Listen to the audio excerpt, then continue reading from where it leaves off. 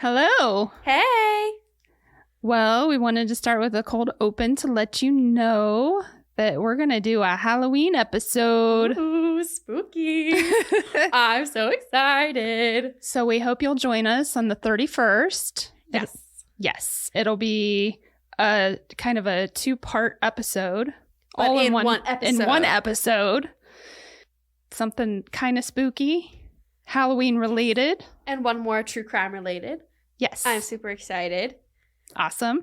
So if you join us then, you'll also get to hear the winner of our giveaway. We're extending the giveaway. Yes. Because we have a special episode and we're like, why don't we just extend it? And then it gives our listeners more opportunity to tell their friends and to go enter the giveaway. It's on our Instagram and I think on our Facebook page. Facebook, yep. Facebook, you can enter the Instagram. giveaway under either post. And that way. Absolutely. So remember, if you rate us on Apple especially, yes, please let us know. I saw some ratings and we have no idea who you are because they don't take your name. So if you rate us, let us know. Even if you leave a review, but your username for that review is different than your actual name, let us know because that earns you an entry. Absolutely. As well as tag your friends, tell your friends. Yeah. Read all the rules though. Yes. It's a lot to talk about now. Everything is outlined on the post. Yes. And we're super excited to bring you a Halloween special. Absolutely. Thanks for listening. Yeah. Let's get into the case. Sounds good.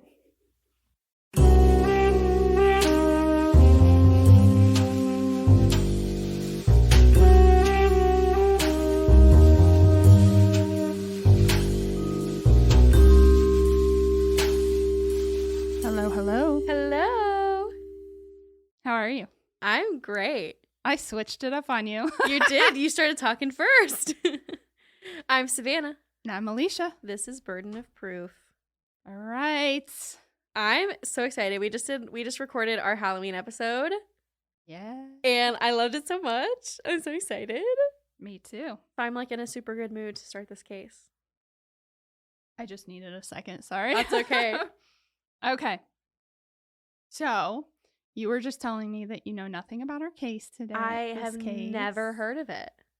Yeah. So, what caught my attention is that it takes place in actually 2 areas of Ohio where I'm from. And one of the cities is where I was born and then actually lived in right before I left Ohio. And the other is the town where I graduated from high school. So I was like, oh, look at that. I know all these areas. It's nice and close to home. Yeah. So I was pretty excited. All right. So our case today is about Scott Purk, which is an interesting name, but it's P-U-R-K. Okay. Not Perk, like Perky. Central Perk from Friends. That's what I was thinking of, yeah. Yeah. But, oh, he's a real piece of work. You're going to love him. You're going to love him. All right. So, we're going to start out one night in March of 2009. Okay. Okay. Emergency services receive a call from a 16-year-old girl stating that her family home in Stowe, Ohio, was on fire. She says that the family escaped the house before it was engulfed in flames. And then her father grabs the phone and tells the operator that he doesn't understand. The entire front of the house is engulfed in flames and that an explosion woke him up and he barely managed to get everyone out. It's a lot of drama for a 911 call. Normally, like, they're dramatic, but they're not descriptive. Yeah. Because you're frantic. Well, this is Scott Purk. Okay. The father. Firefighters immediately call Stowe Police Department because they could smell gasoline as soon as they arrived. Suspicious. Yeah. The fire inspection revealed that someone had poured gasoline all across the home and onto the top of the gas meter. Oh, wow. Detectives questioned Scott as to who might want to harm his family, and he tells them no one. But because it's a cold night, Northeast Ohio in March is still pretty cold. Like, oftentimes it'll even still be snowing. It's a wee bit nipply. Yeah, so they have him in one of the detectives' car talking with him, and he gets very chatty. He openly tells detectives that he's fallen on hard times, having lost his job, and things have not been going well. He also goes into the details that his wife and him are both swingers. They have an open marriage. And that she was out until 1 a.m. with their son's martial arts instructor. Oh my god.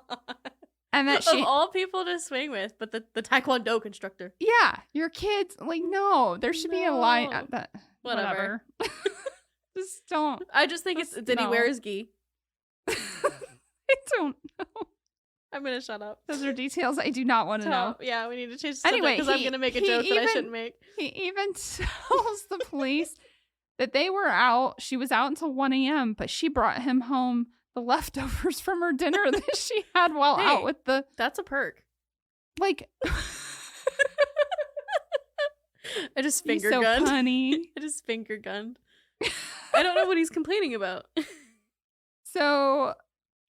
Scott, detectives are like, okay, all right. How does this pertain to the arson?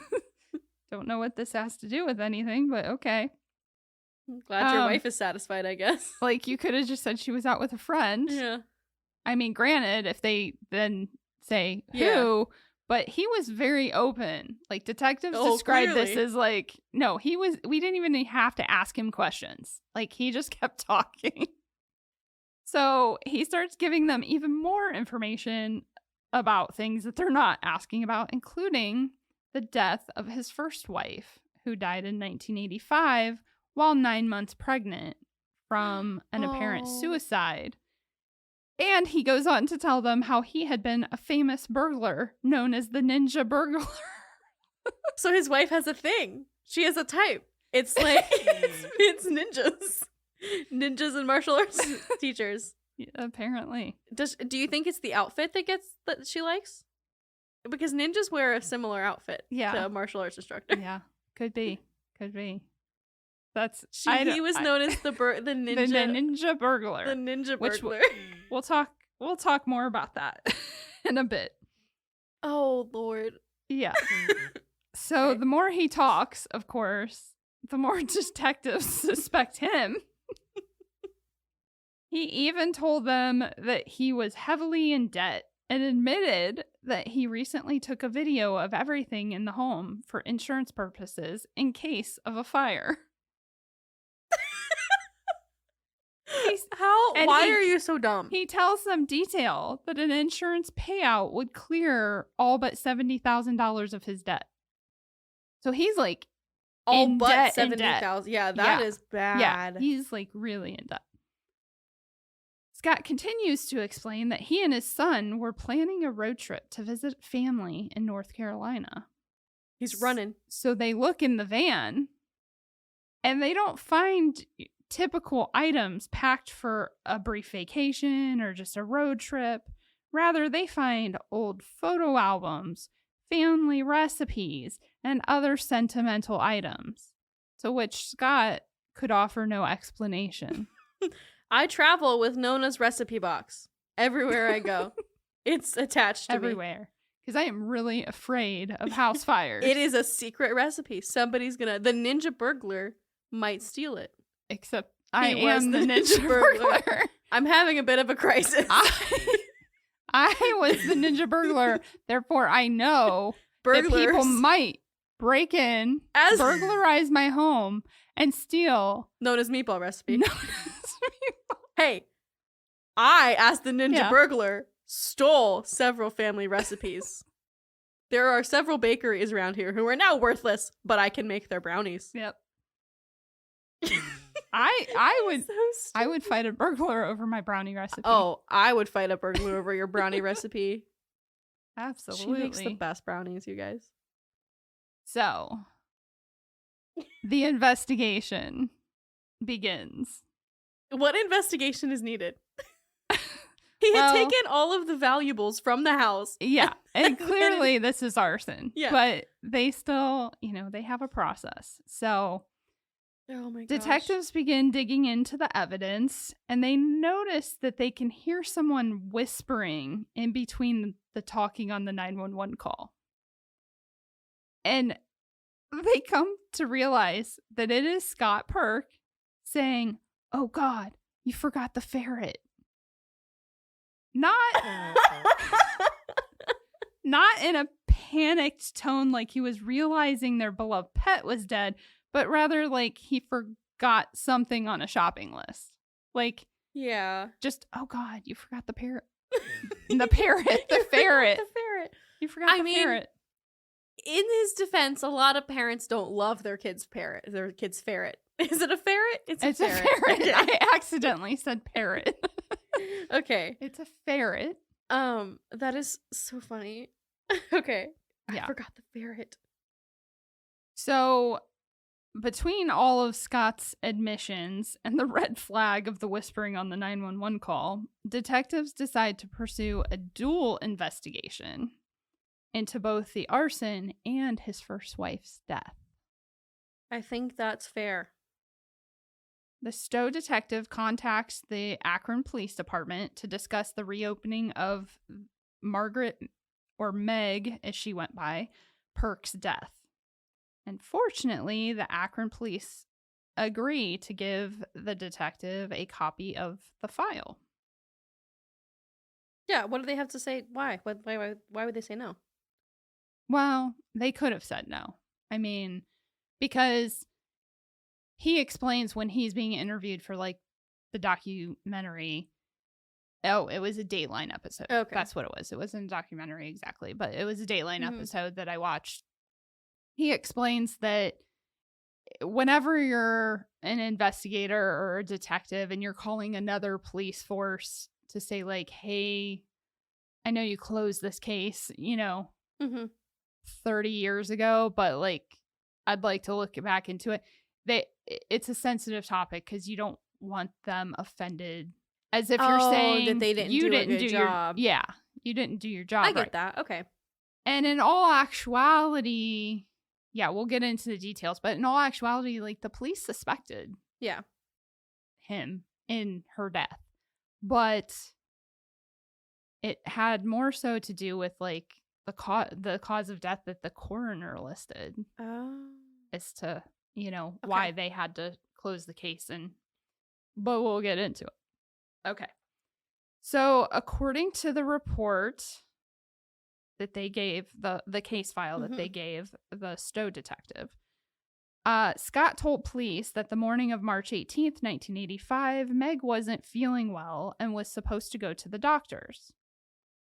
While Scott was taking a bath, Meg supposedly walked past the bathroom. And when Scott got out of the bath 5 minutes later, he saw that Meg had hung herself in their stairwell. They had an apartment, but it was like a 2-story. So she had literally walked past the bathroom in the hallway, I can't imagine, it's very big. I saw the footage of them trying to reenact it. And so it wouldn't have been probably very far down the hallway. It's not like she was like in a mansion, Yeah. But he didn't hear anything. And then when he just gets out of the bath, he realizes, oh my God, she's hung herself off this railing of the stairwell. Okay. Because it's like a open railing at the top, and then you turn and go down the stairs. So it was over that railing. Okay. Scott claims that he then cuts the rope and attempts CPR on Meg, and then called 911. Meg's unborn son died that day. She died 24 hours later. Much of the evidence from the scene had been destroyed years ago at this point, because it had been ruled a suicide. So the new detectives didn't have much to work with. Still, it bothered him. Like, nothing about Scott's story seemed credible. And those detectives say, like, most women do not carry a baby to full term and then kill themselves, nor do suicide victims often commit the act of suicide with somebody right there. Yeah, they it don't doesn't want to make be sense. caught. They don't want Yeah. to be found too soon. They don't want to be stopped. So it just wasn't adding up. And did she have like a history of mental health issues? Well, we'll Okay. get into I'll that. stop asking Yeah. questions. No, you're fine. You're fine, but we do get into that. Even the Akron police at the time had their doubts about Scott's story, but they didn't have enough or they didn't think that they had enough evidence to challenge the autopsy done by the coroner who ruled it a suicide. But when the new detectives look at the autopsy photos, because those are the only photos they had, the crime scene photos had been destroyed. Okay. But they had the autopsy photos. When they look at them, they notice something unusual. They notice the marks on Meg's neck resembled the lines of a belt more so than a rope. Some of the tips coming in from people who knew Scott and his second wife, because they've obviously they're openly investigating the arson and people know this.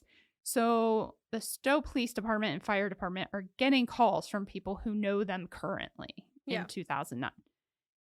And many of them start to show a pattern, like what they're telling police starts to show a pattern that Scott has told multiple different stories about how his first wife died. So, like, some people he's saying, yeah, it was a suicide. Some people he would, like, just totally say something completely outlandish and different. So they start to dig into Scott and Meg's lives prior to her death. And they find that though a friend of Meg and Scott's says that he treated Meg the way one would expect with, like, when meeting somebody for the first time, when they first start dating and they're hanging out with friends, this friend says, oh, he was lovely to her. He was so kind and he was a gentleman and he treated her. He did all the things that you would expect a boyfriend to do. But Meg's family never approved of their relationship. Oh, okay. They did not accept him. They actually got married and did not invite her family because her family did not approve. Now, your question about her mental health and past. Meg actually did have a history of potential suicide attempts. The reason that I say potential is that she never really carried through with them. So how serious she really was. And it was like when she was a teenager. Okay. But everyone in Meg's life stood firm in their belief that Meg was excited to be a mother and that at that point in her life, she never would have killed herself. Okay.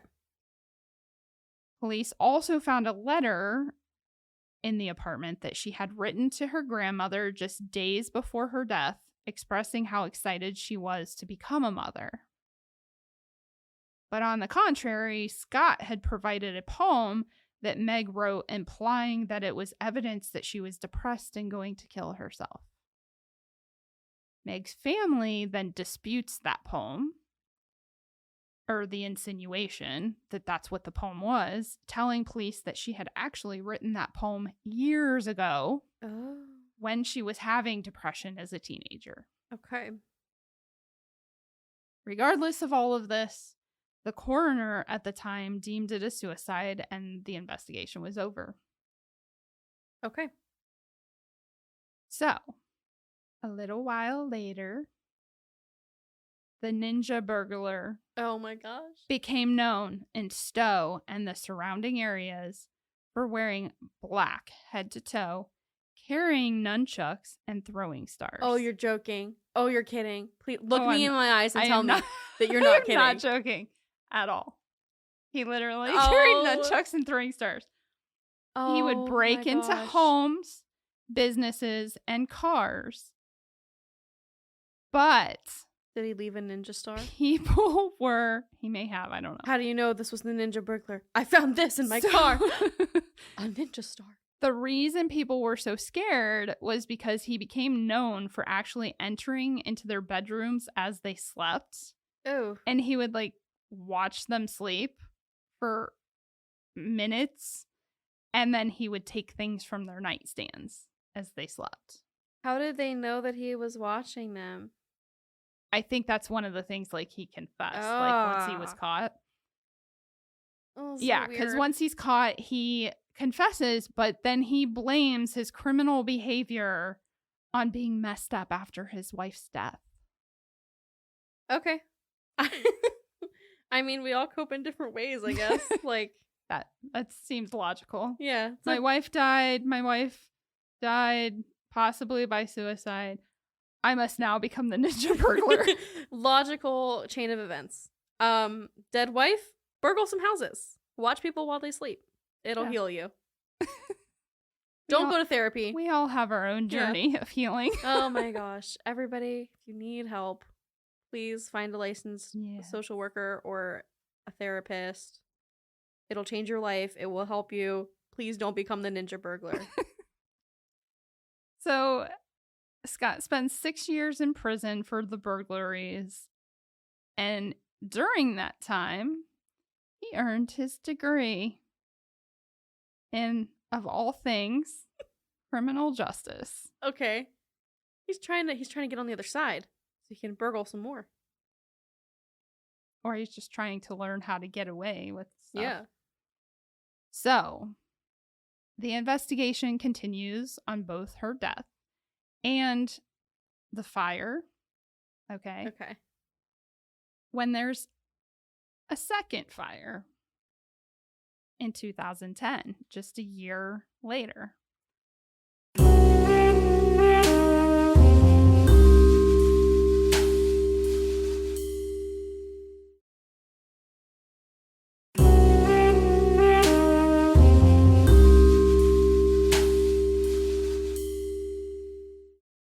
A second fire that takes place in Stowe, and one that is eerily similar to the Purk's house fire. The duplex was just about a block away from the Purk's home. Amy Salvaggio was at her boyfriend's house when she received a call from her neighbor who told her that their duplex is on fire. The first question police asked her when she arrived is, who would want to kill you? Yeah, and that's a logical question. Your duplex is on fire. Who's coming for you? And it was her side that the bulk of the fire was that's on. Where it started. And she had absolutely no idea. The woman who lived on the other side of the duplex also had no idea, like, what was going like, who would want to harm us. They even checked out the owner of the property and found no evidence that they would have any reason to commit the arson, like, insurance fraud or anything like that. The fire had all the same elements as the Purk's fire. Gasoline poured along the foundation in a trail to the gas meter, which had been tampered with and was leaking.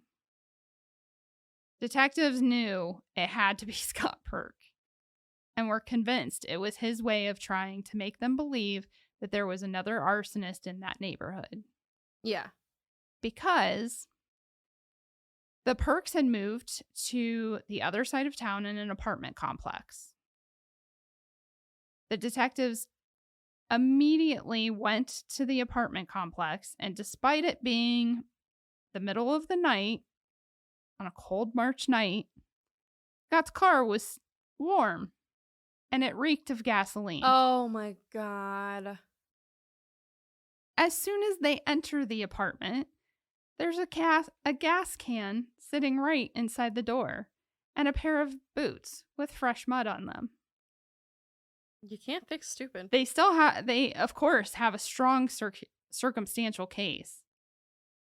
But that's still not direct and definitive evidence connecting Scott. So they can't get him quite yet. So now we're in the summer of 2011. The Stowe detectives, he takes his request to exhume Meg Purk's body to the Summit County prosecutor. Mm-hmm. Once it was confirmed that Meg's family supported the exhumation, the prosecutor's office requested the court order it to be done. While that was being processed, Scott Purk was indicted for both of the arsons in Stowe, Ohio. Detectives arrived at Scott's apartment complex and wait for him to come home. Mm-hmm. When they arrest him and search his van, they find evidence that he may have been preparing to take off. He knew they were coming for him. He had a cooler of drinks and snacks, and his cell phone battery had been removed, which they believe he did so they couldn't track him. Once Scott was in custody, detectives informed him that they are exhuming Meg's body and reopening the case. And they say he looked like he just saw a ghost. Oh my gosh. Once Meg's body was exhumed, they find that the embalming done to her had been done so well that they could still see the marks on her neck.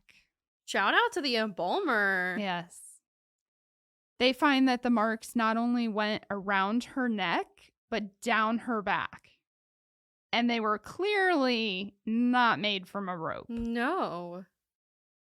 The medical examiner determined that the marks are from a belt that someone had used to strangle Meg in a downward motion. Yeah, I can see exactly like you're down because it's down the back. You can see that the back of the belt would be down her back.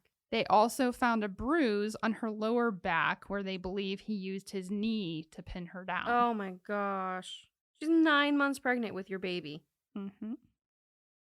Now, I do want to point out, they point this out in the Dateline special, that back in 1985 when the murder happened, there was a coroner. Like, Akron had a coroner, not a medical examiner. Okay. That's key. What is the difference? So I don't think that coroners are trained in the same manner, and specifically when it comes to like forensic science and like how to tell the difference of those things. Whereas a medical examiner is trained like a doctor, but they are also trained in the forensics of stuff. I fact checked you. You're right. Yes. Coroner is usually not a physician and is not trained in medicine. A forensic medical or forensic science examiner is required to be a physician certified by the American Board of Pathology in the medical specialty of forensic pathology. Okay. That is important. It is, because, you know, it's easy to point the fingers at, like, how did they miss this in 1985? That's why. Yeah. And that's why most places have medical examiners today, and we don't just use coroners anymore. So, yes, that's him.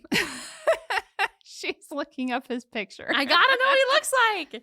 Not what I was expecting at all. No. Why was I picturing like a Michael Scott? Oh, no. No, this is way worse. No. Yeah. All right. So, detectives also get access to not their specific apartment, but they get access to the apartments that Meg and Scott lived in back in 1985. And they're still laid out the same. You know, all the apartments are laid out the same. So they get access to a vacant apartment there. And they reenact the story just as Scott had told them, using a dummy and rope and all of that on the stairwell. And it doesn't add up, because based on the records that they have from 1985, yes, they no longer had the pictures, but there was never any mention of the railing itself having any marks or indentations from her hanging there.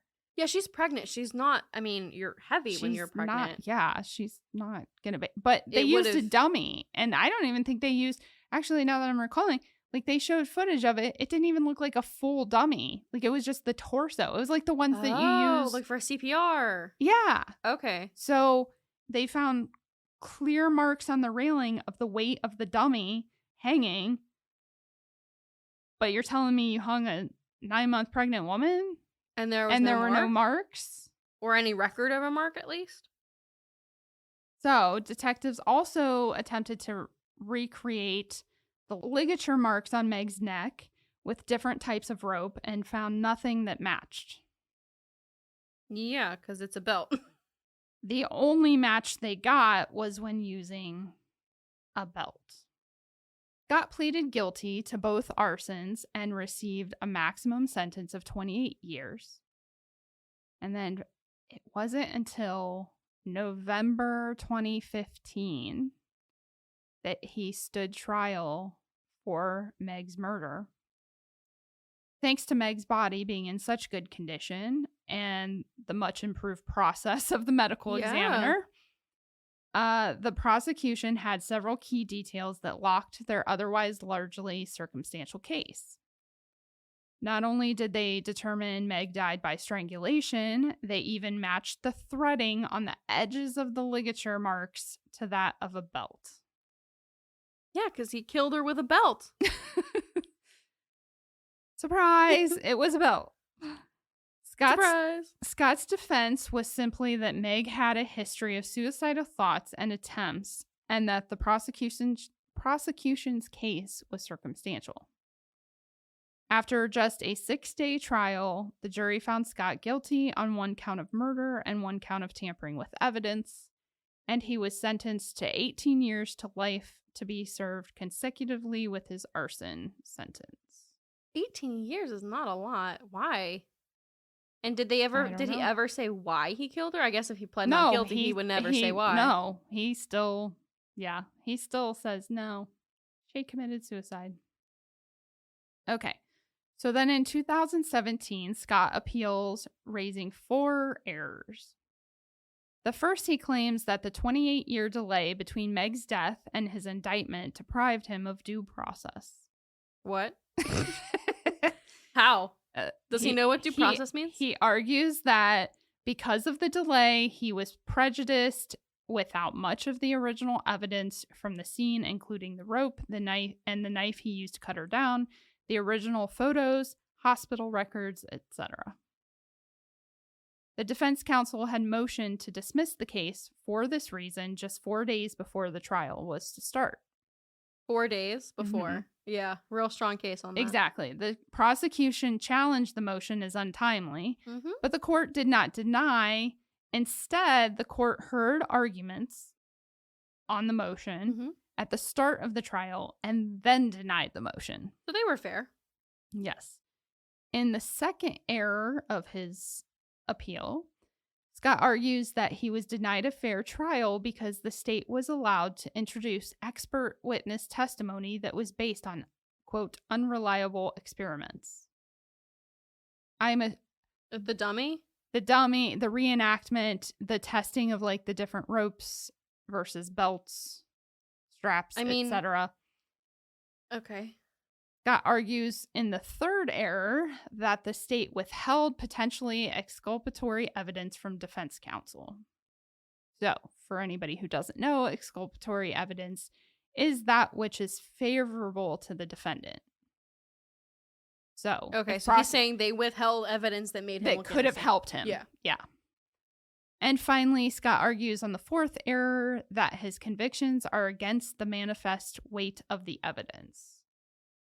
So, if you don't know what that means... I don't know what that means. Against manifest weight of the evidence is an evidentiary standard that allows the judge to set aside a jury's decision when it is unsupported by credible evidence, based upon false evidence, or there is some improper motive, bias, or feelings, and would result in a miscarriage of justice. So basically, it's just giving... if the judge feels like the jury is biased or, convicted based off convicting of something wrong. him based on, but like it probably has to be pretty severe, pretty severe. I mean, I'm working on Casey Anthony. I could see that happening in the Casey Anthony case. Yeah, but so the court sustained the appeal on the first error, because the trial court neglected to properly apply the necessary test from the case State versus Luck to determine if there would be prejudice when hearing the arguments from the motion to dismiss. Instead, the trial court focused on, quote, fundamental unfairness and denied the motion citing the new evidence. Okay, so break that down a little bit more. Okay. So basically, the trial court was supposed to use the state versus luck. They used like a whole process to determine if there would be prejudice against the defendant. Okay. They didn't really do that. They didn't go through the process of that, essentially. Instead, they just dismissed the motion to dismiss based on, no, there won't be a fundamental unfairness here. Yeah. Because the state has new evidence. Okay. Because basically the defendant is saying, well, they should have never been allowed to bring this back to trial to indict me because it's been 28 years. So I didn't get due process since he was never tried. Like if he had been tried before, and then, that's a whole different story. But he had never been arrested, never indicted before because it was ruled a suicide. But the trial court just jumped into like, no, there's new evidence. So it's totally okay that they did this. So the appellate court says, the trial court should have used that standard of testing. Then, of course, that means they reverse and remand for further proceedings. So basically, they just throw it back to the trial court and say, you need to do this test, the standard test. But they decline to address any of his other arguments because they're like, well, until they do this testing, none of this matters. None of this stuff matters. It's premature. So in April of 2018, the Summit County Court of Common Pleas once again heard oral arguments and applied the two-prong burden shifting test from the state versus luck. This time, the court determined that while Scott did suffer prejudice due to the delay in indictment and missing evidence, the second part of the test is basically whether the state had justifiable reason for the delay. Of course they did. Yeah, it was ruled a suicide. So they were like, no, we're not going to prosecute. Right. So the court confirmed that the state did not use the delay as a tactical advantage, but rather the delay was, of course, caused by the lack of evidence. And once the new evidence was discovered, yes, they can move forward. So Scott's motion to dismiss was still denied. And when people ask why criminal trials take so long, this is why. Yeah. Stuff like this. So something I thought funny, I love that the judge wrote about how the original case was likely deemed a suicide because of the defendant's deception and evidence tampering, and then says, her quote is, defendant's motion to dismiss is hereby not well taken and shall be denied. I'm going to deny you, but I also want you to know that I don't like this. This is dumb, and I don't like you. I have not taken this well. Yeah. You have wasted my time. This was offensive. So, Scott Purk is still in prison, and he will not be eligible for parole until 2050. Well, he looks like he might die by then, so Possibly. He doesn't look great in that picture that I showed you. No. So the man got away with murder, and then got away with being a burglar, got away with murder, and then almost... Well, no, he didn't get away with being a burglar. Oh, he got caught for that? He got caught. He spent 6 years in jail. Oh, I missed that. I'm sorry. Yeah, he spent... It's because we were laughing. Sorry. You were so distracted by it being the ninja burglar. He had nunchucks. He did. Yes. And he doesn't look like a guy. No. But I mean, you have to remember this was like in the 80s. He was in his 20s. Yeah. So fair enough. He was in better shape. So he was a burglar. He was a murderer. And he attempted to commit insurance fraud. He was a ferret murderer. And he killed a ferret. Absolutely. What a dirtbag. No justice for the ferret, though. Just for the arson and Meg's murder. Rip to the ferret, man. Yeah. Well, that was a fascinating case. I mean, truly. The ninja burglar, arsonist, murderer. Swinger, Scott Purk. Scott Purk. Wow. Yeah. Man, he got... Can you even imagine? Because his kids are teenagers. Oh my God. Can you even imagine being a teenager and being like, oh my God, I had this traumatic thing. We had a house fire. And then the next thing you know, like you find out, oh, my dad's horrible. an arsonist. Although apparently, because he was whispering, they must have been in on it. Someone was in on it because he whispers, oh God, you forgot the ferret. I don't know. Maybe not. He was probably maybe talking it was to just himself. Like, oh, you stupid idiot. You forgot the ferret. I just kind of assumed he was talking But to I one get, of his because kids. when we talked about it at the beginning, that was what I thought, was that he was in on it. Yeah, like I question if the son is in on it, but I don't know how old the son is. The only thing I know is that the daughter was 16. So I don't know.